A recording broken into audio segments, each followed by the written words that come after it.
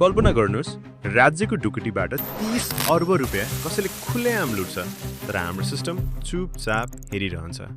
यो कुनै सिनेमाको स्क्रिप्ट होइन, यो नेपालको इतिहासकै सबैभन्दा डरलाग्दो र सुनियोजित कर्पोरेट जालसाजी हो। वैशाख 3, 2080 अर्बौं कर र नवीकरण दस्तो नतिरेपछि स्मार्ट टेलिकमको लाइसेन्स स्वतः खारेज भयो। नेपालको कानुन स्पष्ट छ, लाइसेन्स खारेज भएपछि कम्पनीको टावर, नेटवर्क र सम्पूर्ण सम्पत्ति स्वतः नेपाल सरकारको हुन्छ। राज्यले आफ्नो 30 अर्ब त्यही सम्पत्तिबाट असुल गर्नुपर्ने थियो, तर पर्दा पछाडि अर्कै खेल चलिरहेको थियो। जुन सम्पत्ति कानुनी रूपमा सरकारको भइसकेको थियो, त्यो एउटा ब्याङ्कको ऋण असुलीको बहानामा रातारात लिलाम गरियो।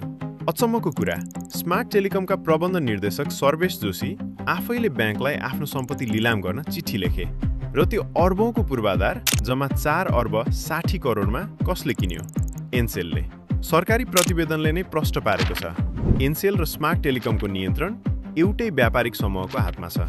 यसको सिधा अर्थ, आफ्नो कम्पनी डुबाउने, सरकारलाई तिर्नुपर्ने 30 अर्ब नतिर्ने अनि आफ्नै अर्को कम्पनीलाई कौडीको भावमा सम्पत्ति सुम्पिने।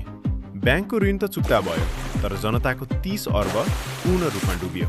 अहिले सिआइबीले सर्वेश जोशीलाई पक्राउ त गरेको छ, तर एउटा गम्भीर प्रश्न अझै बाँकी छ।